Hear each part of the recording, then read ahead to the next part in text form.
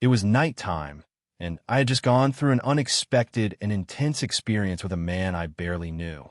I'm not a superficial woman. I made that choice because I was hurting deeply inside. My boyfriend, whom I had been with for 3 years, left me to move to England with a wealthy woman. Before he left, he humiliated me in front of his friends, saying I wasn't kind, thoughtful, or attractive. I acted strong on the outside, but inside I was completely broken. Trying to escape the pain, I went alone to a bar and drank more than I usually would. That's where I met that man. By the next morning, I could hardly remember what he looked like. Suddenly, I heard the sound of running water. He was in the shower.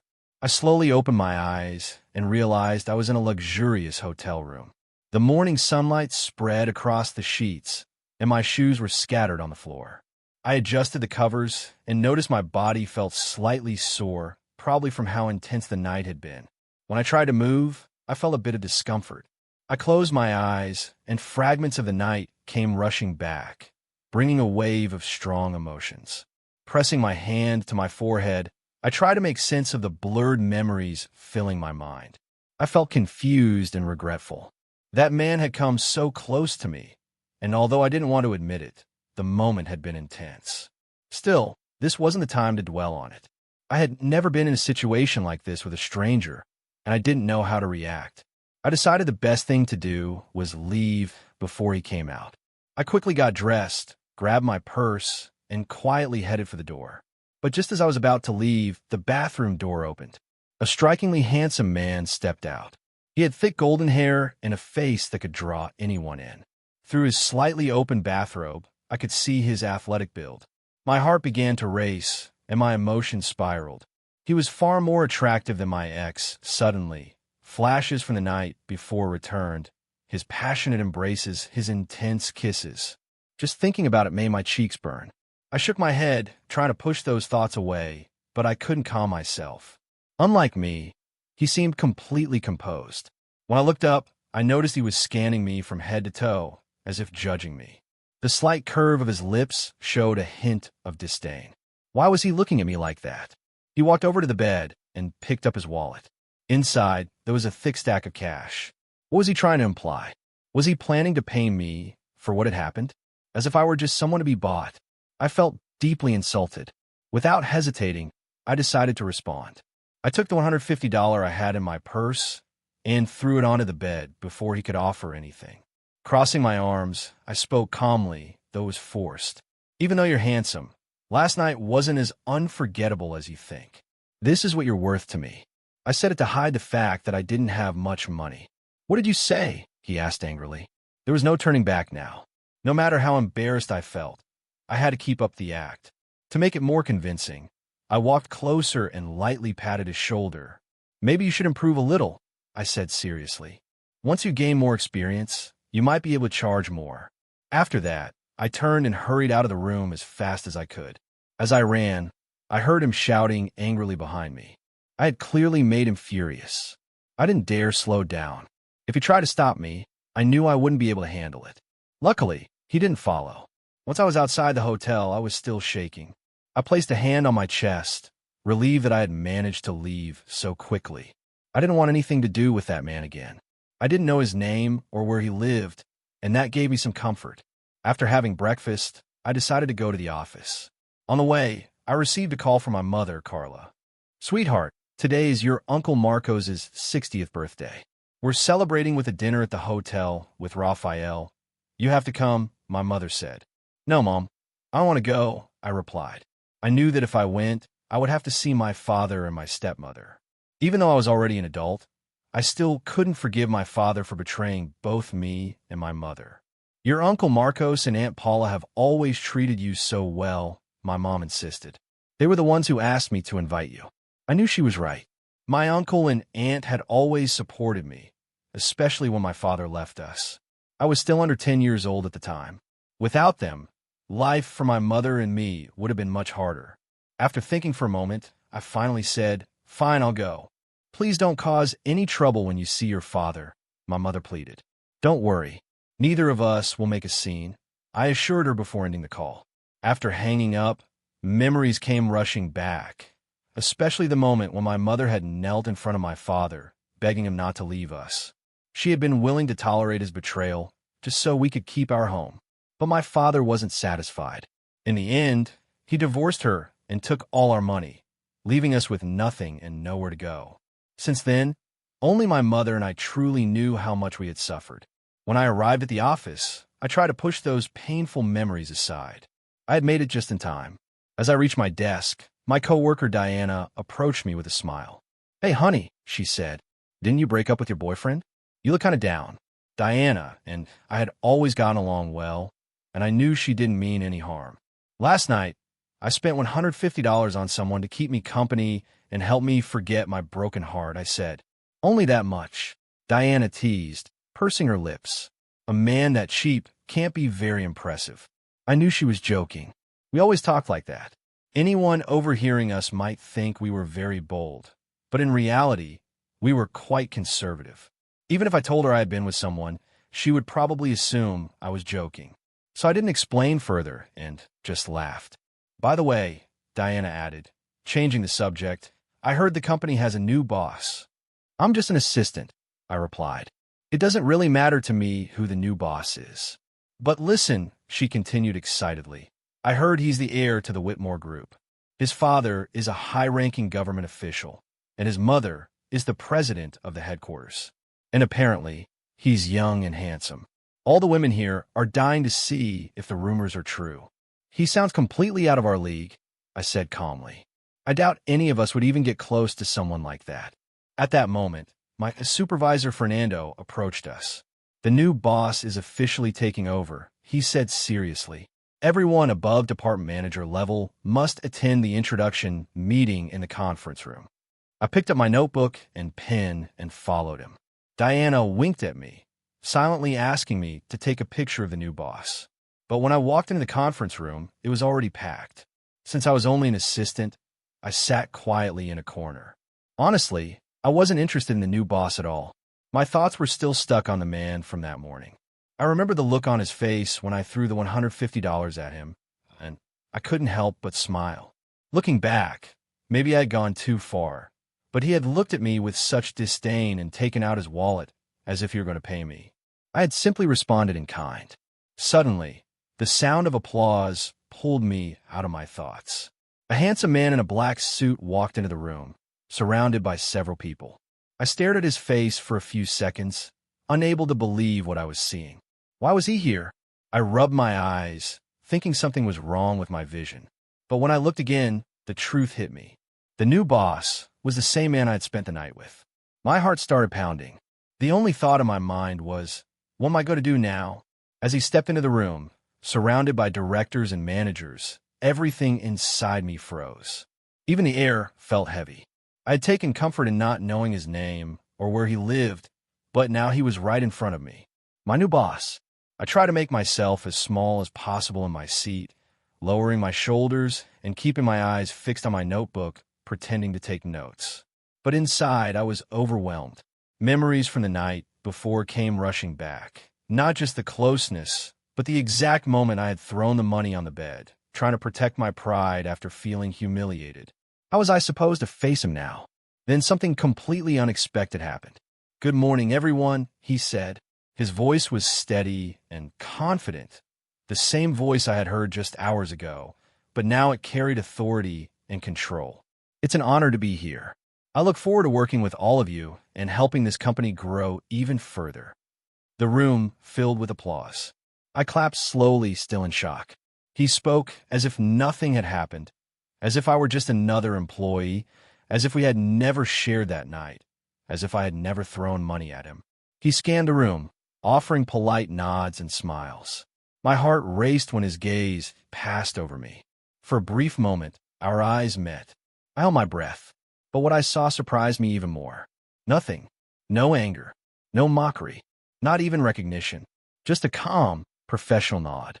I didn't know whether to feel relieved or even more anxious. After the presentation, everyone returned to their departments. I hurried out, almost tripping over my own feet, desperate to avoid him. But just as I reached my desk, I heard footsteps behind me. "You're Carla, right?" My whole body went cold. It was him. I turned slowly, trying to hide the panic rising inside me. Yes, sir, I replied quietly. I'm the new CEO, but I suppose you already know that, he said with a polite smile, extending his hand as if nothing unusual had ever happened. I'm trying to get to know the team. I hope we'll work well together. I shook his hand, my palm slightly sweaty, and gave a small nod. My heart was pounding so loudly I could barely think. He was really pretending nothing had happened. I work in administration, I added, my voice barely steady, as an assistant to. I had been dealing with personal issues. I just wanted to escape my life for a while. Then I saw you. You were beautiful, but there was something in your eyes. I never meant to disrespect you. I work in administration, I added quickly, trying to regain control. If you ever need anything, I'm happy to help. I mumbled, attempting to sound normal, even though my voice was clearly trembling. Great, I'm glad to hear that, he replied in the same calm, professional tone. Good work, Carla. And just like that, he walked away. That was it. He simply left me standing there in the middle of the hallway, feeling as if the ground beneath me might open up and swallow me whole. I returned to my desk in silence, feeling completely ridiculous. How could he act like that? Had that night meant absolutely nothing to him? Had he done this before? Spent a night with someone and then acted like they never existed? I felt foolish, small, disposable. And worst of all, he was now my superior. He controlled everything, while I was just an assistant trying to bury my embarrassment. The rest of the morning dragged on endlessly. I couldn't focus on anything.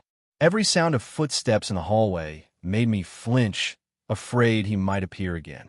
I tried to distract myself with spreadsheets, emails, and documents, but my thoughts kept circling back to him. I remembered his touch, the way he had looked at me, and then the moment with the wallet, the money. Had I misunderstood everything? Had I really believed, even for a second, that the night had meant something, that there had been some kind of connection? Now I understood. To him, it had been nothing, and the way he acted like I was a complete stranger only made it worse. At lunch, I sat with Diana, trying to hide the weight pressing down on me. She kept talking about how handsome and charming the new boss was. Apparently, every woman in the company was already imagining things about him. Did you see the way he walks? The way he talks? Oh my God, Carla, he looks like a movie star. I'd marry him tomorrow, she joked. Yeah, he's impressive, I muttered, pushing my food around without appetite. I think he looked at you during the meeting, she added. Maybe he liked you. I nearly choked. No way. He was just being polite, I said quickly, forcing a smile. But inside, I felt like I was falling apart. I knew this wasn't over. Even if he acted like nothing had happened, I couldn't shake the feeling that somehow, someday, he would make me pay for it. Just not yet. It felt like he was playing a game I didn't understand. And the worst part was that a part of me still reacted whenever I thought about him. The week passed as if nothing had happened, at least for him. For me, it was constant anxiety. I was tense all the time. Every time I heard footsteps or the elevator doors open, my whole body stiffened. It felt like I was walking around with a rope slowly tightening around my neck, waiting for the final pull. And he was everywhere, appearing in meetings, walking through departments, speaking with managers, smiling politely. Always calm, always in control. That's what unsettled me the most. I couldn't read him. I didn't know what he was thinking, and that scared me. In my mind, I had already imagined countless possibilities. In one, he demoted me. In another, he fired me. In the worst one, he revealed everything to the entire office. Even though he acted like nothing had happened, I couldn't shake the fear that at any moment, everything would collapse. So when the executive assistant approached my desk and said, with a slight smile, he'd like to see you in his office right now, I froze. Me? I asked, trying to keep my voice steady. Yes, Carla. He specifically asked for you. It felt like a sentence being handed down. I took a deep breath, closed my file without saving it, and walked down the hallway like someone heading toward judgment. I knocked lightly on the door, holding my breath. Come in, he said from inside, his voice calm, but still unsettling in a way I couldn't explain. I opened the door and stepped in. He was sitting at his desk, reviewing documents, his sleeves neatly rolled up. He didn't look up immediately, just gestured toward the chair in front of him. Please sit. I sat silently, my hands tightly clasped in my lap, my eyes fixed on a random spot on the desk. My stomach twisted with nerves. Finally, he looked up. His expression was serious, but not harsh. "Carla, I wanted to talk to you privately." I nodded, unable to speak. "I've noticed you've been uncomfortable since that day," he continued, his tone surprisingly gentle. "And I understand. But I think it wouldn't be fair not to clear things up." That caught me completely off guard. I hadn't expected him to acknowledge it at all. "About that night," he said, and for the first time, I saw a hint of uncertainty in his expression. "I was alone at that bar. I had a terrible day. You look sad, like you were carrying a lot." My cheeks burned, but I stayed silent. "I approached you because I genuinely wanted someone to talk to. I wasn't expecting anything else. We talked, we laughed, we drank, and things just happened." He paused, looking directly at me. "But at no point did I see you as anything less." The image of the money from that morning flashed in my mind. He seemed to notice my reaction. "I wasn't trying to pay you," he added quickly. "That money was for the hotel. I was planning to check out and wanted everything settled so you wouldn't have to deal with it. I didn't realize how it looked until you reacted." I swallowed, feeling something shift inside me. "You left so quickly." "You looked hurt," he continued. "I thought the best thing I could do was respect your reaction and give you space." Slowly, the version of him I had created in my mind began to fall apart. "I didn't know you worked here," he added. "When I saw you at the meeting, I was just as surprised." Then his tone became more serious. "But Carla, I have no intention of hurting you, professionally or personally. I don't want you to feel uncomfortable here, and I'm not interested in revenge or embarrassment." I looked down, my throat tight. "I'm sorry," I whispered.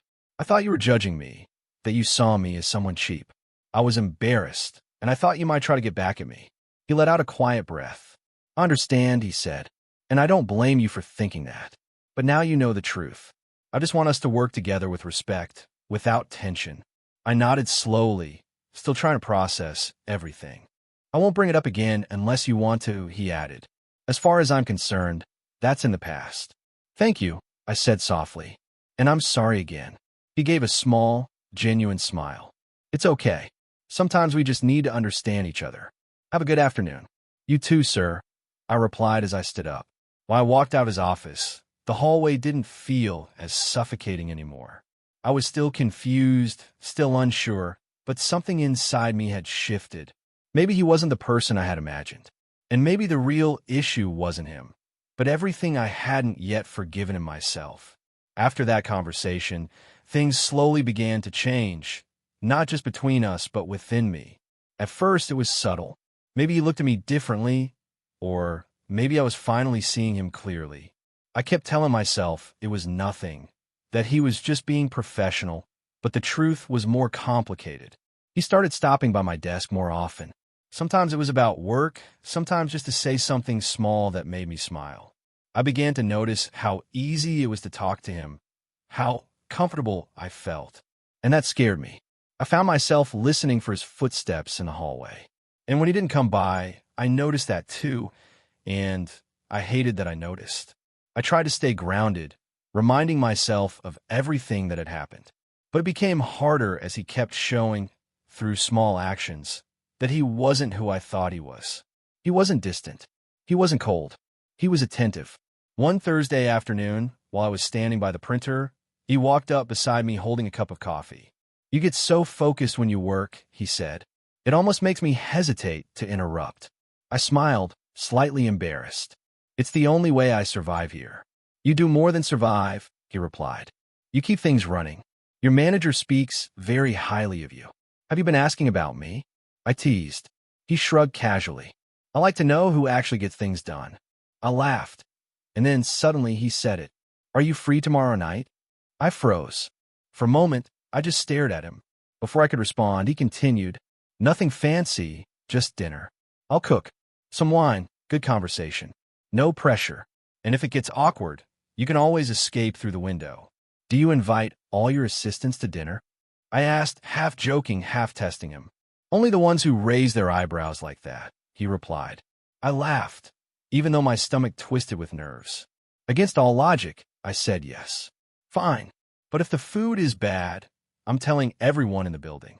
Deal. On Friday night, I arrived at his apartment feeling more nervous than I wanted to admit.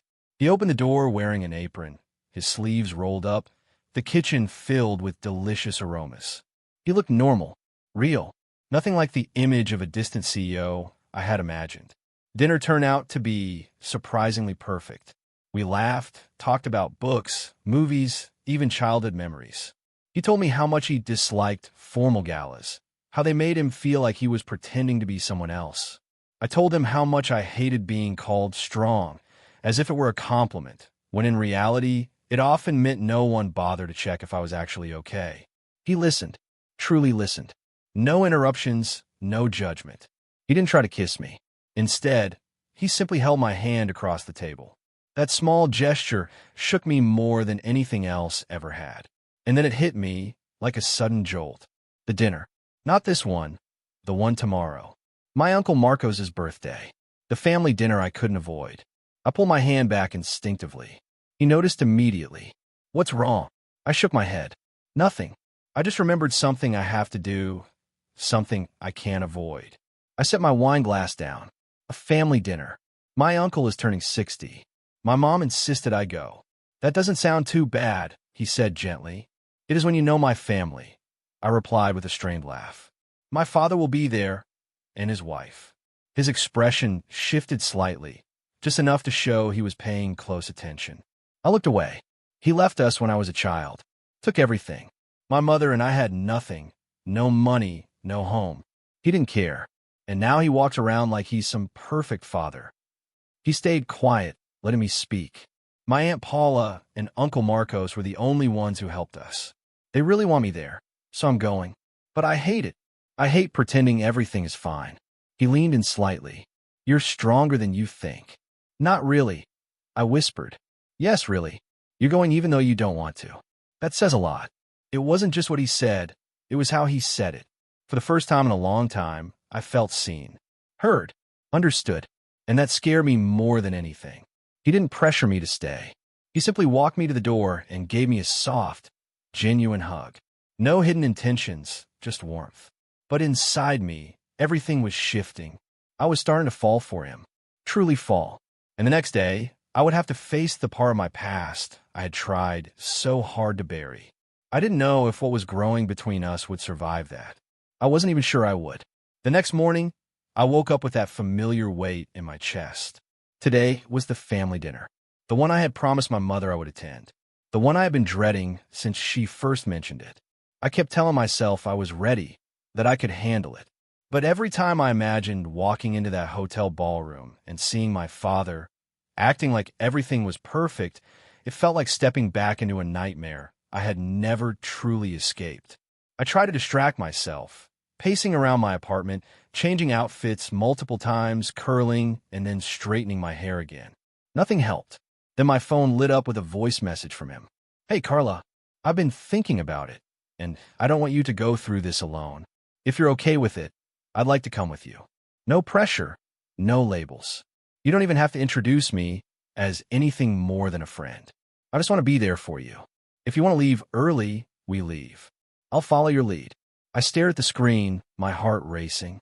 No one had ever offered to stand beside me like that. Not without expectations. Not without conditions. Just support. I replied, I'd really like that. Pick me up at 7. His response came quickly, a simple, warm confirmation. When he arrived, I was already dressed. Nothing extravagant, just a simple dress and light makeup. But the tension in my shoulders was impossible to hide. He looked at me for a moment, really looked at me, and said, You look beautiful. I smiled softly. It wasn't about vanity, it was about relief. Gratitude. Let's go, I said quietly. The dinner was held in an elegant hotel ballroom. Everything was polished, perfect, and a little too artificial. People everywhere, pretending to be impressed, putting on appearances. But none of it unsettled me as much as seeing him, my father. He was smiling, laughing, acting like he hadn't shattered our lives. Like he hadn't abandoned my mother and me with nothing. My stepmother stood beside him, dressed elegantly, greeting everyone like she had always belonged there. Then I glanced beside me, and he was there, calm, steady, He met my eyes and gave me a small nod, a silent reassurance. I'm here. My Aunt Paula and Uncle Marcos came to greet me warmly, just as they always had. They were the only ones who had ever truly shown me genuine affection in that family. When they noticed him beside me, their curiosity was clear, but not judgmental. "And who is this?" my aunt asked with a knowing smile. "A friend," I answered quickly. He extended his hand politely. "It's a pleasure. I'm just here to keep Carla company. I know this night is important." My uncle shook his hand firmly and chuckled. "Good. I'm glad she's not facing this alone. She has a habit of trying to carry the world on her own. It's exhausting." I nodded, my throat tightening. My uncles had always understood more than I gave them credit for. Throughout the evening, he stayed by my side. When my father tried to approach me, wearing that fake practice smile, he subtly stepped between us, not aggressively, but firmly, just enough to set a boundary, just enough to let me breathe. He didn't speak for me. He didn't try to take control. He simply stood beside me. When the dinner ended, we left before anything could become uncomfortable. As we walked to the car, we remained silent. Once inside, with the doors closed, he turned to me. "Can I ask you something?" "Sure," I replied, already sensing what he was going to ask. "That night at the bar, why were you there alone?" I stared out the window for a moment, then closed my eyes and exhaled. "Because my ex broke up with me in the worst way possible. 3 years together, and he ended it over a text. Said he was moving to England with some rich woman. Said I wasn't interesting enough, that I wasn't the kind of person people liked, that his friends pitted him for being with me." I let out a bitter laugh. I felt worthless, so I went to a bar alone. I didn't know what else to do with all that pain. There was a pause. Then, unexpectedly, he asked, "Is her name Lena?" I blinked and turned toward him, stunned. "How do you know that?" He let out a dry, humorless laugh. "I know her very well. My father almost lost everything because of her. She targets wealthy men, makes them feel powerful and untouchable. Then once she's taken everything she can, money, influence, reputation, she moves on to the next." I sat there shocked. "So, you're saying she's going to leave him too?" "She already is," he said calmly. "He probably doesn't realize it yet, but I bet she's already seeing someone else. That's her pattern." I shook my head, trying to process everything. But he wasn't done. "I have an idea," he said. "If you want, we can make sure your ex understands exactly what he lost. Not just understands, feels it, but only if that's what you want." My heart pounded. It wasn't about revenge anymore. Not really. It was about reclaiming something I had lost, my sense of worth. I looked at him, at his calm, steady expression, and I knew he wasn't playing games. He wasn't offering petty revenge. He was offering a chance to take back control of my own story. "I want to hear it," I said quietly. He smiled. "Then let's talk." And in that moment, for the first time in years, I realized I wanted something real with someone. Not because I needed saving, but because someone had chosen to stand beside me. In the days that followed, I couldn't stop thinking about what he had said. We can make him realize what he lost. At first, I hesitated. It sounded childish, like something fueled by bitterness. But the more I remember my ex's words, his coldness, his cruelty, the way he discarded me like I meant nothing, the more I realized he had walked away without consequences. And I had been left broken. So yes, I wanted him to feel it. Not out of hate, but because he needed to understand that he hadn't destroyed me, that I had stood back up, that I still had value. "What's the plan?" I asked one evening as we sat together in his apartment. He smiled slightly. "Lorena is obsessed with her image. She cares deeply about appearances. If she finds out he's only with her for her money, she'll leave him immediately. And how would she find that out?" He showed me photos, interviews, clips from events. "She clearly moved in high-status social circles. We don't need a public scandal," he explained. "Just the truth, delivered quietly." I hesitated.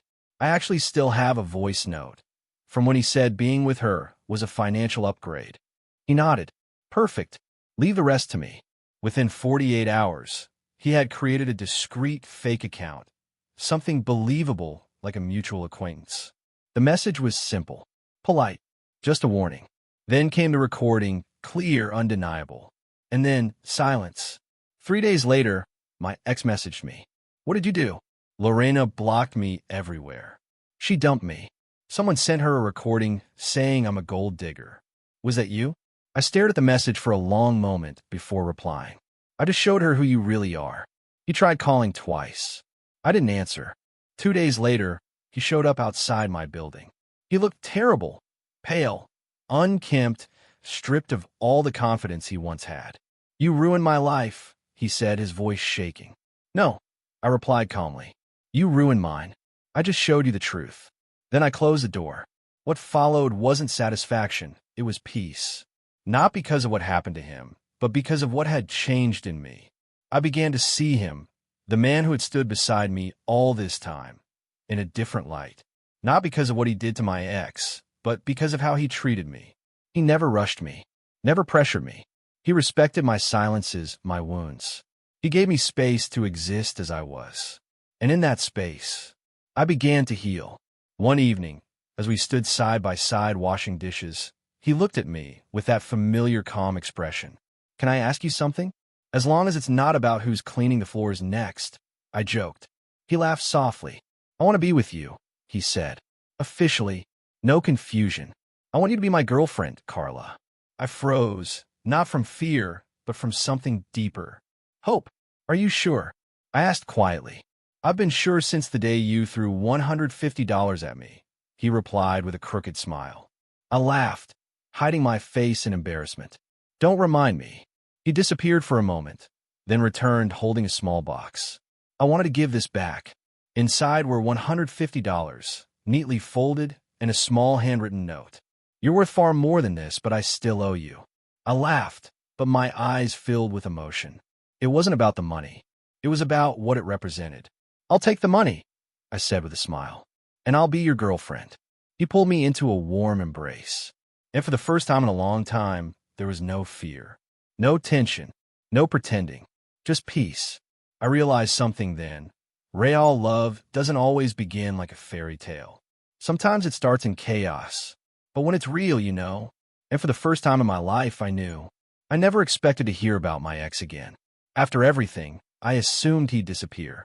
But life has its own way of delivering justice. I found out through mutual acquaintance, someone who occasionally shared updates online.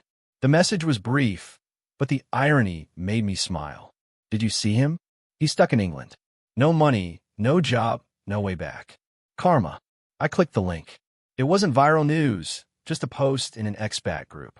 A man abandoned, stranded abroad, without resources. No visa, no work, no way out. It was him, the same man who once told me I wasn't enough. Now he was alone, broken, powerless. Did I feel sorry for him? No. Did I feel angry? Not even that. What I felt was something stronger, indifference. And that's when I knew I had truly moved on. Because the greatest form of closure isn't revenge, it's no longer caring. My life had changed completely. The man I met that night, the one I thought would be a mistake, became the best thing that ever happened to me. Not just because he was kind, but because he saw me. We had been together for 3 months. Real months. Honest, steady, joyful. He knew everything, my past, my pain, and never made me feel small because of it. He didn't try to fix me. He simply stood beside me. And that's what healed me. We found our rhythm. Quiet mornings, shared meals, laughter, simple moments. He would hold my hand without saying a word. And for the first time, I felt safe. Not because I had to be strong, but because I didn't have to be. Sometimes I would look at him and think about how it all started that night at the bar. The worst night of my life. And somehow, the one that changed everything.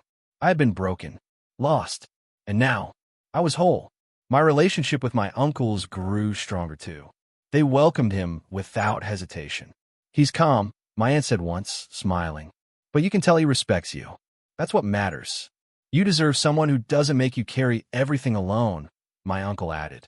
My mother cried when I told her we were officially together. I just wanted someone to see your worth, she said. We grew closer too, healing together. As for my father, he kept trying, sending messages, acting like nothing had happened. But I didn't respond.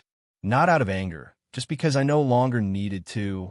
One night, we sat on his balcony, wrapped in a blanket, the city lights glowing in the distance. Do you think that night at the bar happened for a reason? He asked. I smiled. All the time. I went to the darkest place in my life and somehow found light. He squeezed my hand, kissed my forehead, and whispered, all thanks to one bad night and $150. I laughed. The worst $150 I ever spent, and the best I ever got back. You're worth millions, he said softly.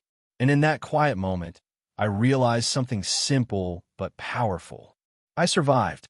I rebuilt. And I was finally living fully, freely, and loved.